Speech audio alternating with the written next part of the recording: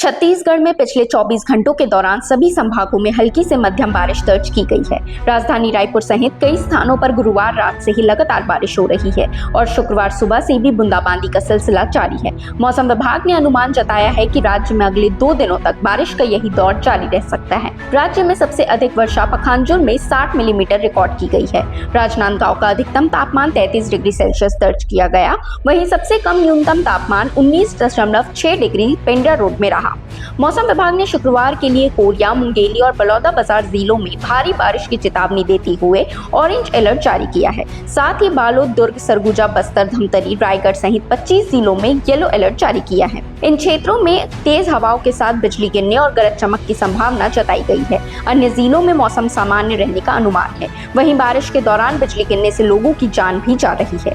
मौसम विभाग का कहना है कि 30 सितंबर तक की बारिश को मानसूनी वर्षा माना जाता है, जबकि इसके बाद की बारिश को पोस्ट मानसून कहा जाता है।